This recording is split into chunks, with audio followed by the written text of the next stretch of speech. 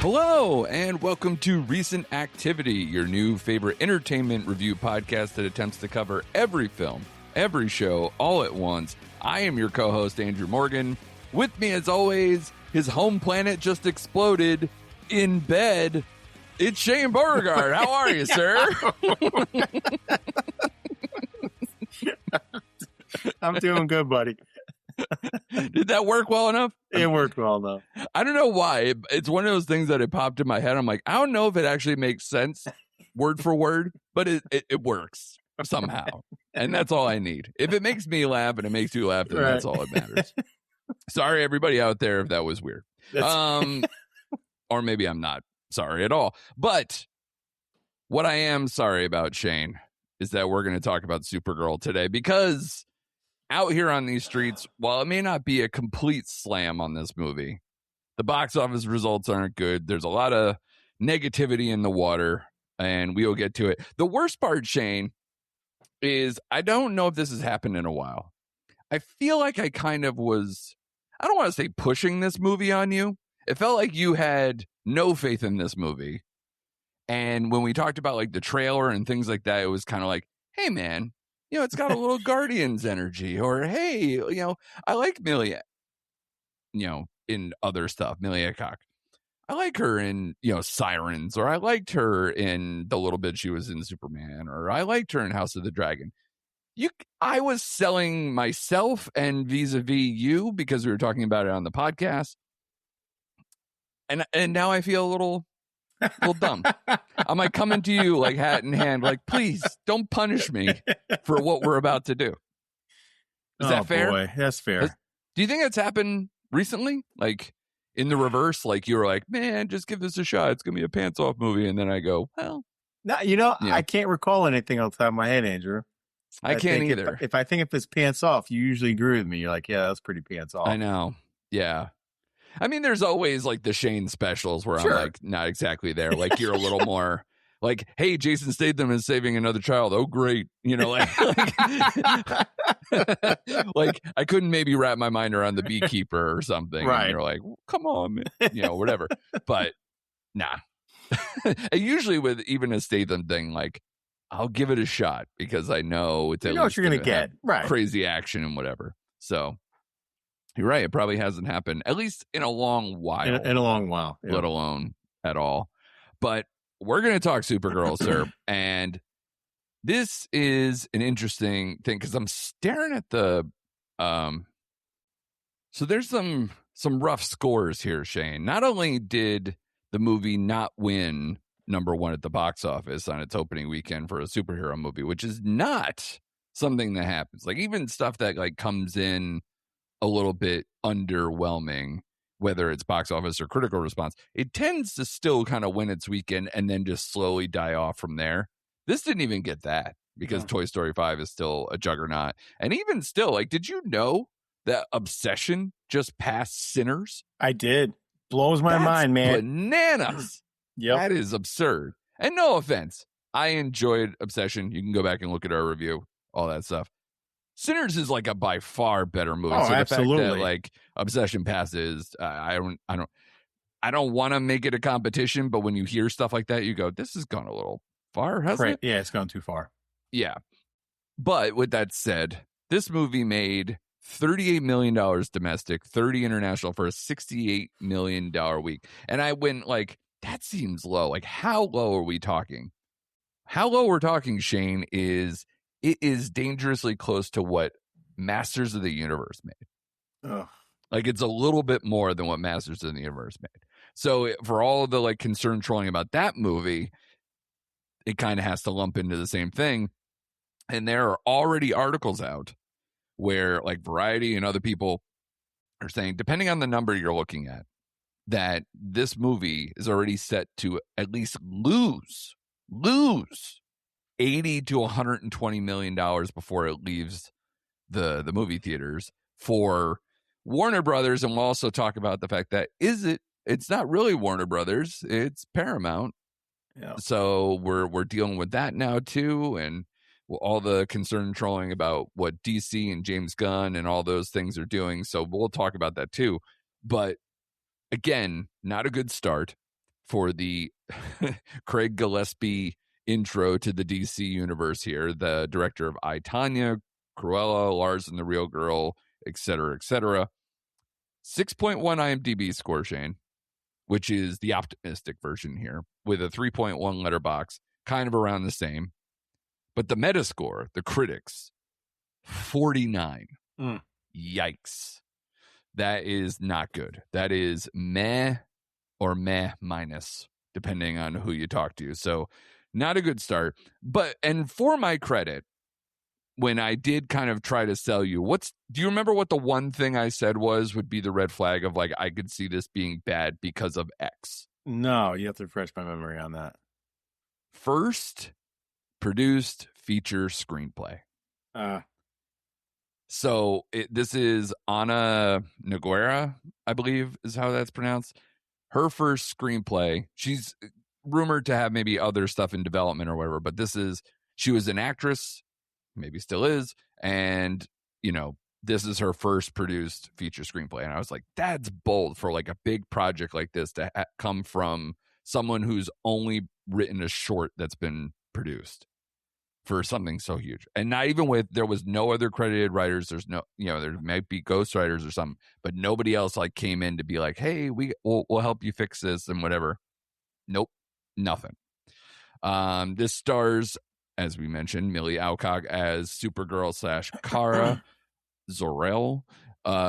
We also have David Corenswet as Superman in here.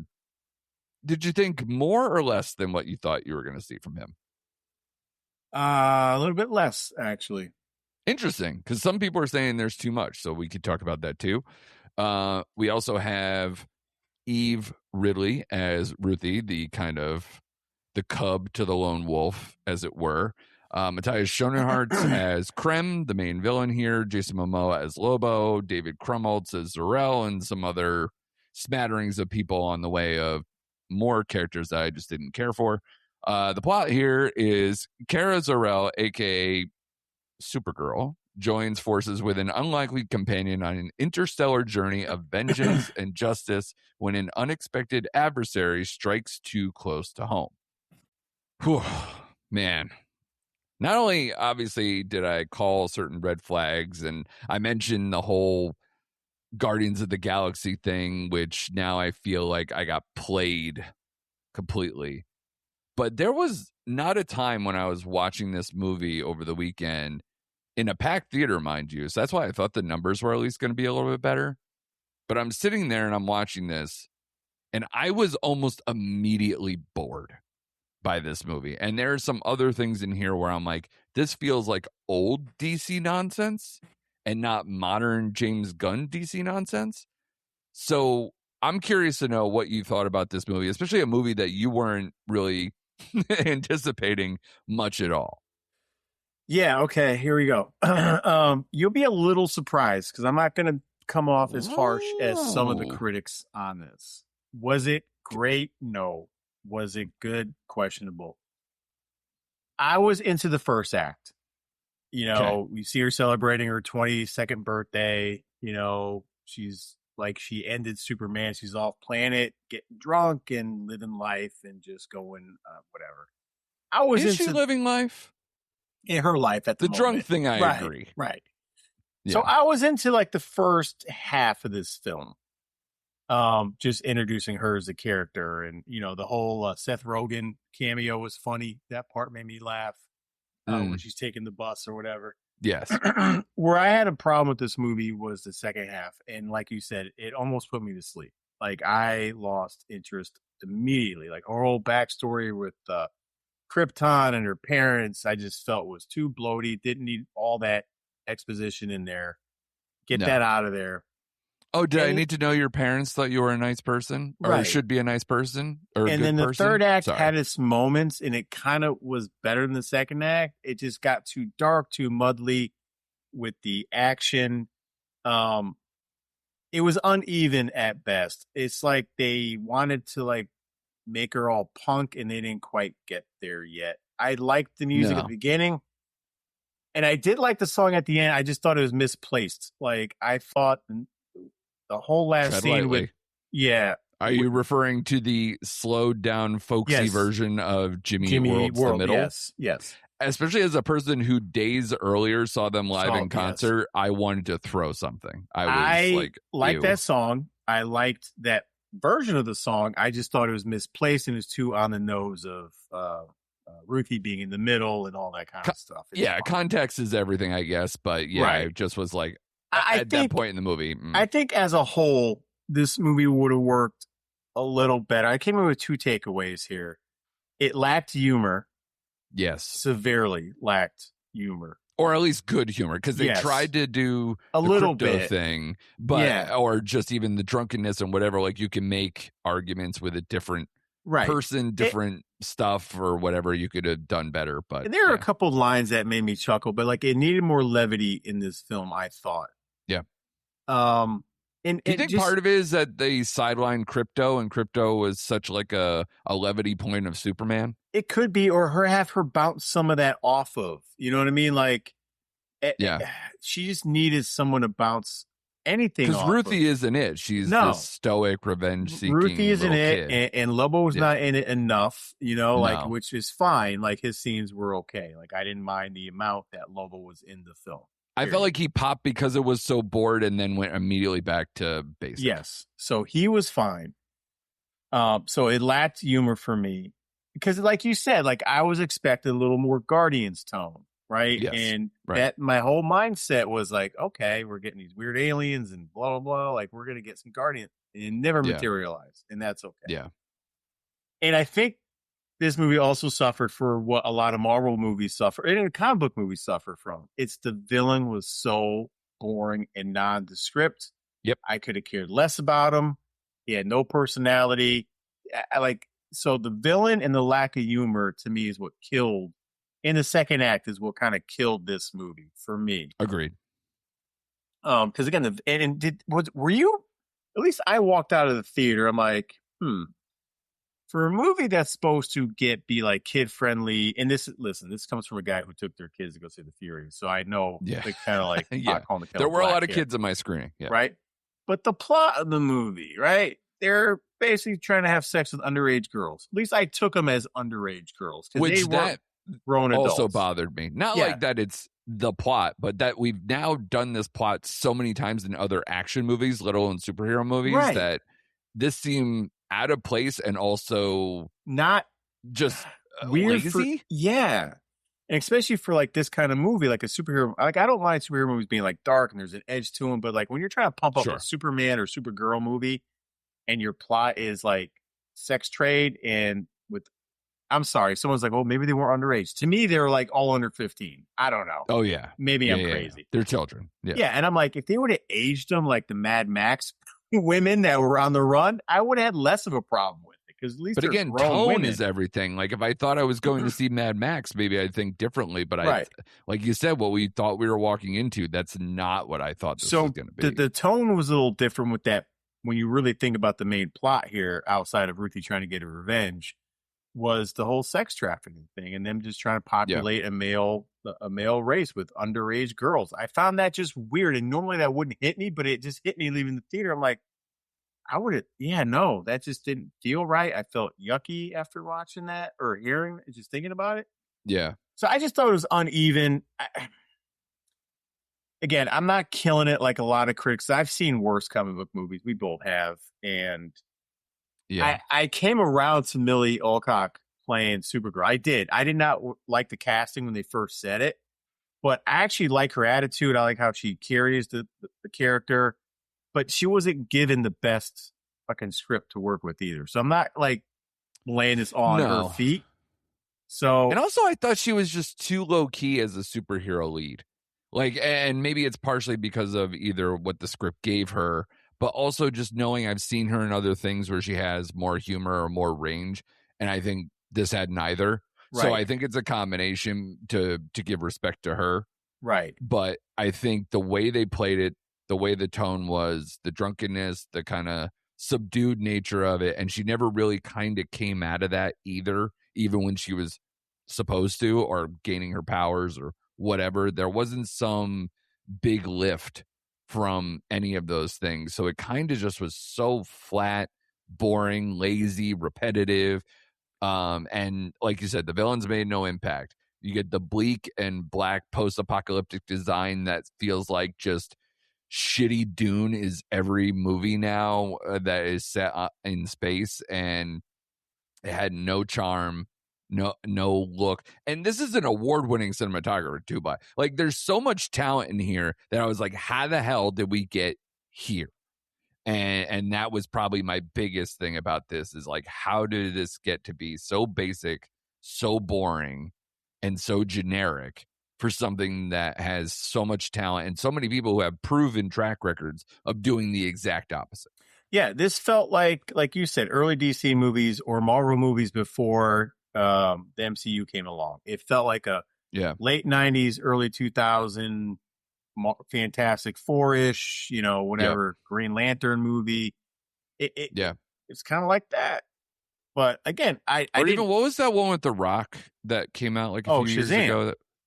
No. The one that was the offshoot of that, I guess, or whatever. Oh, Black Adam. Black Adam. Yeah, it made me feel like Black Adam. I was like, I couldn't wait to leave that theater. Yeah. Because it, again, looked very generic, had no zip, had no real humor stuff that worked, any of it. Yeah. So it felt a lot like going backwards to that. Yeah. So, yeah, I don't know, man. Like I said, I didn't have high hopes coming in. And you did pump it up, and I watched the trailer. I'm like, you know what? This actually might be okay. And then, fooled me. What did you think of the kind of the lone wolf and cub chemistry of things or anything? I just didn't care about anybody, so I think it was DOA from the start. But I think they just, it was two people, one being subdued and one being just very stoic. That's not a good combination for two leads in an action movie. Right. I thought they rushed that relationship without establishing more emotional connect between the two. Like, it was like they just... Also, this is a bad idea if you're trying to introduce Supergirl on a larger level. Right. Don't make the A plot something that isn't something that is hers. Right. I don't care if you put in the crypto thing after.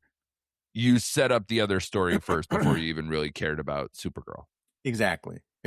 So there wasn't that emotional connect between the two characters. I thought they just happened too quick, and I didn't buy the chemistry between them. I didn't buy why she all of a sudden flipped and would be so protective of Ruthie and just, you really don't want to kill this person because it's going to be with you for the rest of your life. Like, if the repetitive nature of what her mom says or whatever is the backbone of the story, they fail.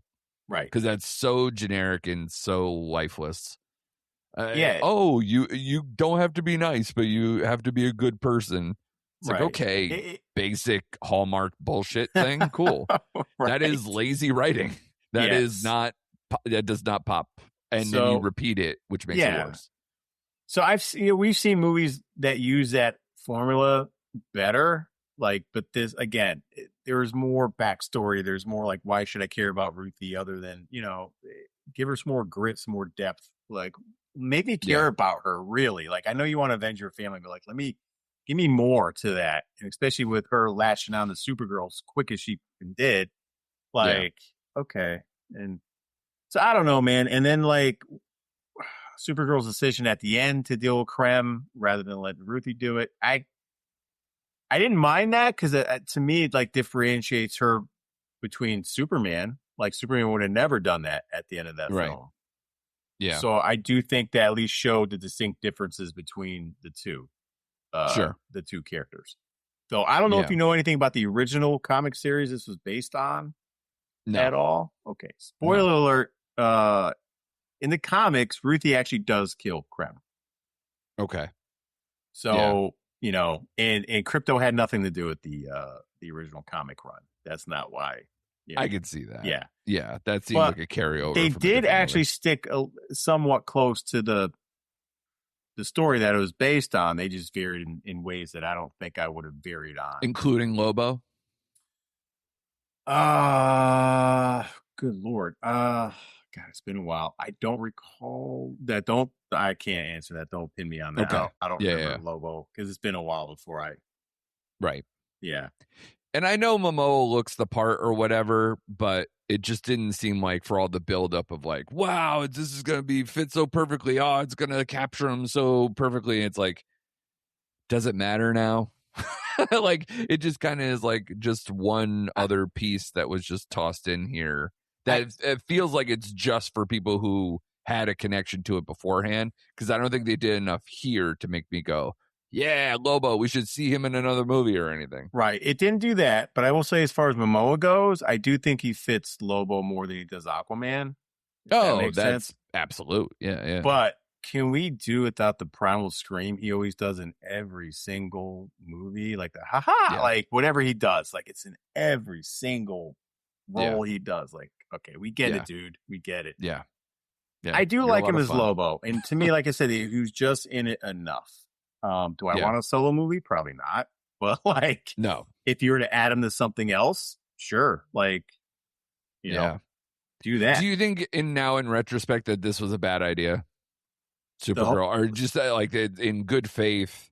Like, I know they did some things with the production budget and whatever to try to minimize if it didn't do as well financially. Like, I think it was reported that she made only $400,000 as the lead here, which is nuts. Oof. But even with all that said, I think they still had a break-even number that's much higher than what they're going to get. So their break-even number I read was $375 million. I heard as low as 300. Okay, based on whatever, like that. It was like 180 production, 120 marketing, and then call it in. But yeah, again, looking at these numbers, if it looks like, I'd probably say if it might crawl to like 130, maybe, if it sticks in. And as we noted off air, August slows down considerably, so if it can kind of have a little legs if they keep it in theaters long enough, but I don't know if that's going to happen. Yeah, because the Odyssey's going to roll in, it's going to really kind of tear shit up. Yep. Yeah. So between that and other could be minor hits like Evil Dead Burn, if that works out, or I don't know if some other stuff that's out now, like the Toy Story 5s keep lingering or whatever, like you're not going to have enough screens to make it worth anything. It's not going to happen. So it just might die out. Yeah, I don't know. And, I actually did want a little more Superman in this movie, though I understand why he wasn't, because they want her to stand alone and just want him in the background. Correct. So I get that. I did like that last scene where she comes in and she's going to stay in Metropolis for a while, and I got that because I did read where she's going to be involved in the next Superman movie more. And I'm fine with that. Yeah, me too. Like, I don't think they failed this so much that I don't want to see her ever again or anything. I think she's just not a principal player, or at least the script that was here, they need to do way better than that to get her to be something more prominent. So if she's part of the Superman movies going forward, totally fine with that. In fact, it's almost a lesson in reverse where it's like they should have. It's weird. We watched the Superman movie and we're like, wow, there's so many characters. He has so much help and whatever. It's like, he's fucking Superman. Does he need this much help? And then you do the Supergirl movie and she's all by herself and she doesn't have that help until Lobo comes in. And even that is like way after the fact. It's like a couple of scenes. She could have used the help. She could have used a team to make this movie more interesting, but that's not what happened. So it's interesting how it's kind of the lesson in reverse. Yeah. So I'm looking forward to seeing, like you said, I like her Supergirl. I'm looking forward to seeing her in a team up with Superman. I'm fine with that. It's that this script just was not, like we know, it was not strong. It was just and the production design, I think, failed, especially because you had multiple planets or multiple places here, and it's just none of them were that interesting. No, not at all. So, and even the one with like when she's into space, like the one where she gets the space suit and the whole thing, and they're getting robbed and all those things, that could have been a way more fun scene to have her break. Like nothing worked, nothing popped. Yeah. I did like that scene a little bit. I'm not going to lie, but You know what got repetitive for me is how many times we're going to have to see her fly into the yellow sun to get her strength back. We get it. We get it. Like, she's powered by the goddamn sun. Like, yeah, we whatever. got it. It's Superman lore. It's yeah, the we same don't need thing. 4 shots of her flying up into the sun. Right. Like, okay. Yes. Yeah. Agreed. So, all right, man, let's bottom line this bad boy. So you seem to think, I don't know. I part of me thinks we might land on almost the same score, but you're going to be like, well, I had to talk myself up to this and I went down to this. So I'm curious if we're hitting it. So give it to me. Okay. What's your out of 5 here? This is going to surprise you. Of all what we just said. Yeah.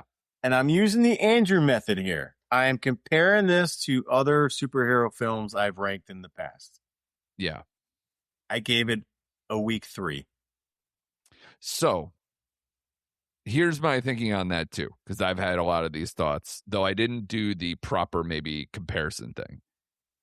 You're probably right, and I'm probably going to look like a hypocrite in comparison with some of these. I feel like this movie feels a lot like how I thought about Star Wars, Mandalorian, and Grogu. Okay. Where I think it's just a failure of script and nowhere to go. At least this had a little bit more follow through. And the thing is I'm going to double check, but I want to say that I gave that movie a 3. So it would be disingenuous or incorrect in some way to not give this also a 3. However, it just doesn't feel right. It just doesn't feel right at all.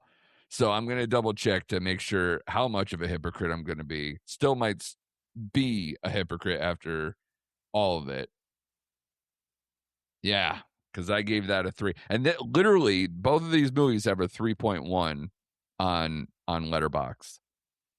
Oh, and wow. You somehow, like, I compare them, but I'm like, I think on that episode I said, like, it's such a weak 3. Like, if I could give it a 2.75, I would. Yep. Kind of a vibe. And I think I would agree with the same sentiment here. But God, like, I was so bored by both. And I don't know which has more redeeming value because I don't think either of them do. And that's what bothers me, that I'm like, these both should probably be, I should probably, in retrospect, move Star Wars down to a 2.5 and give this a 2.5. But, we're splitting hairs at this point. I think it's literally either a soft 3 or a 2.5. But, like, yeah. It's and not good. honestly, between the two, if you say, hey, which one are you going to watch again? I would watch Supergirl before I watched Mandalorian and Grogu. That's probably true. Mostly because nothing in this movie really bothered me. Meaning, like, something like the Hutts or like the ripped Hutts or like some other stuff that's going to be like, or when Mando goes to the side and it's all really just, Grogu. That swamp stuff or whatever. And just, it's really stupid. Like, I don't think this movie had that. There was none of that, like, Disneyification. But there is a little bit of the other side there where it's like, Jesus Christ, this is about child trafficking and sex trade. What do we? So it should have maybe bothered me more, but I think I was so bored that I kind of just was like, whenever you want to end this, that'd be great. So it has the same tone at the end of the day of like, God, I wish this was better, but it just did nothing for me. Right. And part of me just feels like a 3 is too nice to both of them now. I hear you. So, no, I'm not going to argue with you there. Like you said, we're splitting hairs at this point. We are. Yeah. So it's either like we'll just call it all a 2.75 and get the hell out. How about that? Again, the cheat code using for something that is not good always makes me feel even dumber. Right, but somehow feels apropos in this conversation that we're going around in circles.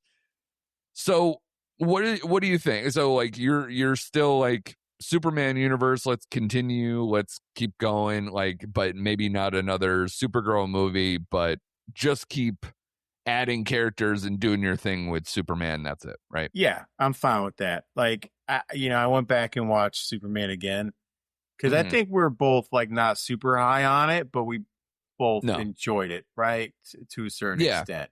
Because there are characters that do pop, and there are aspects that do work really well. And I like David Corenswet as Superman. Yeah. But I just, again, could have been a stronger script and Right. better story or whatever. So- So we were optimistic going forward, but maybe okay at the time. I think at least Superman has a better foundation now, Right. based off the first movie, and hopefully they can learn what worked and didn't work from the first movie.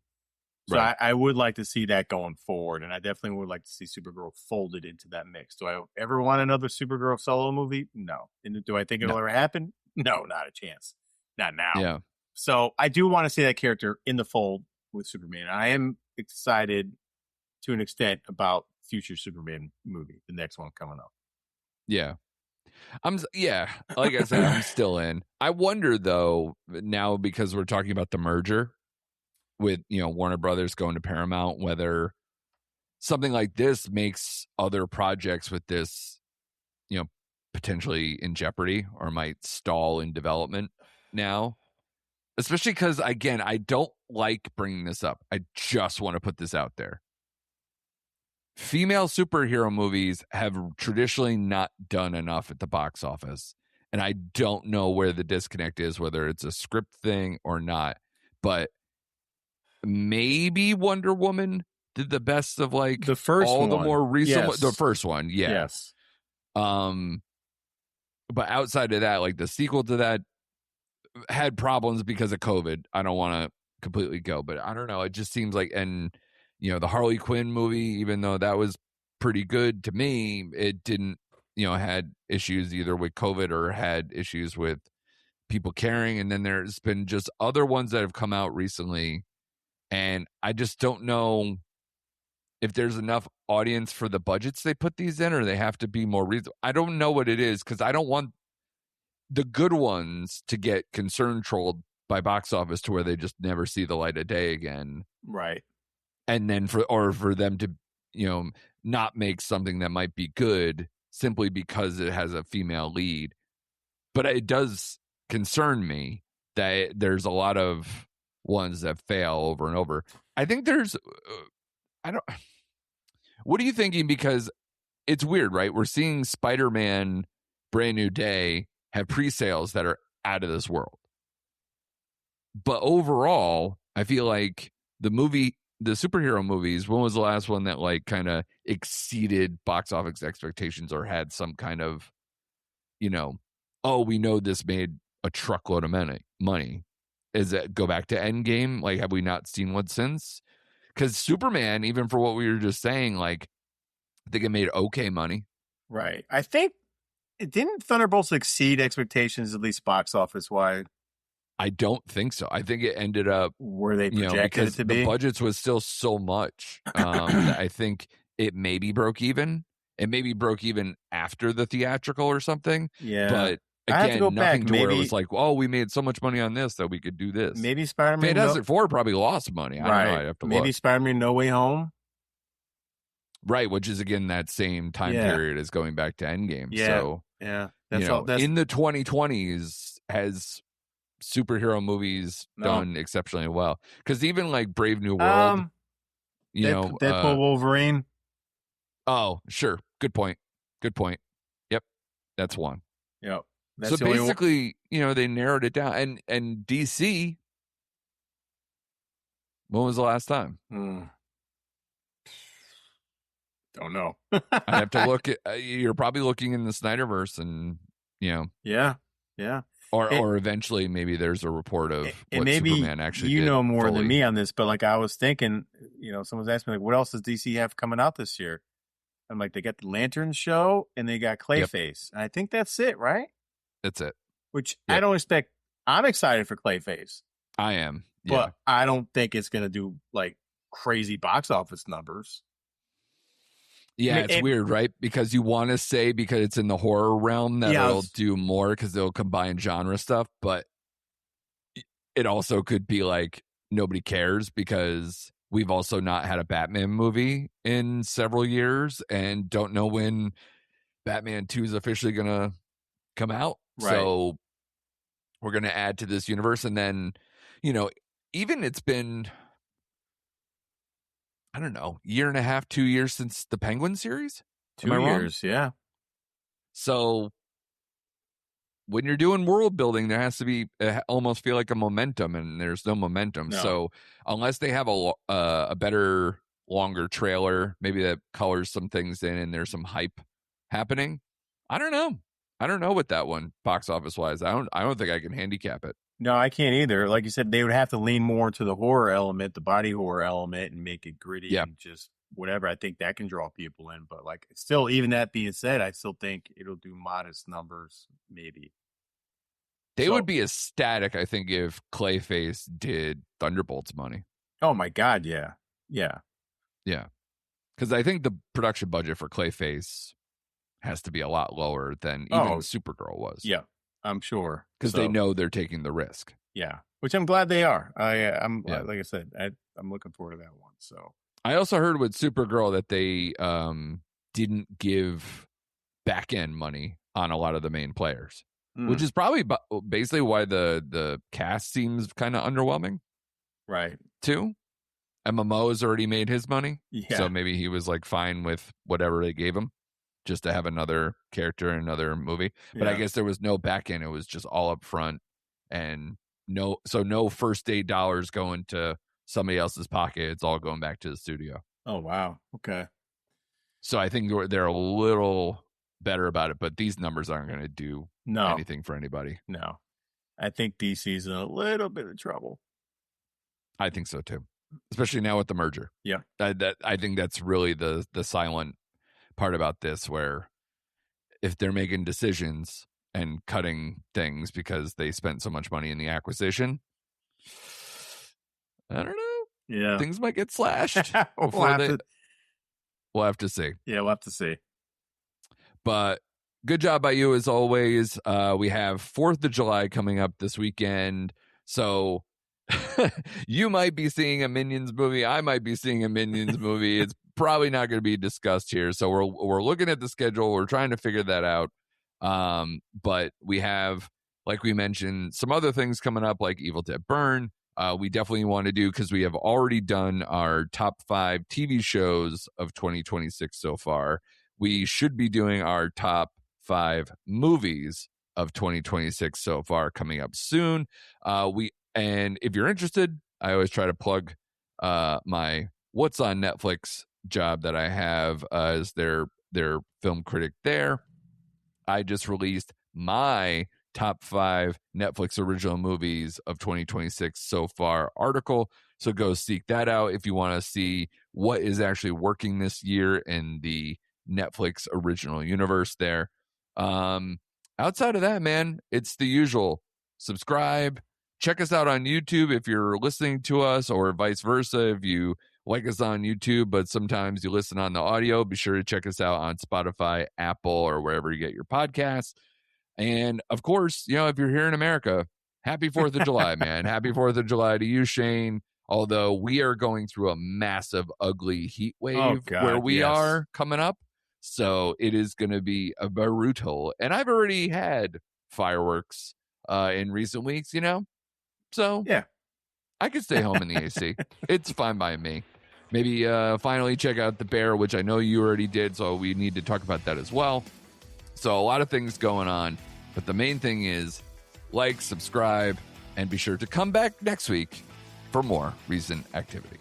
Bam. All right.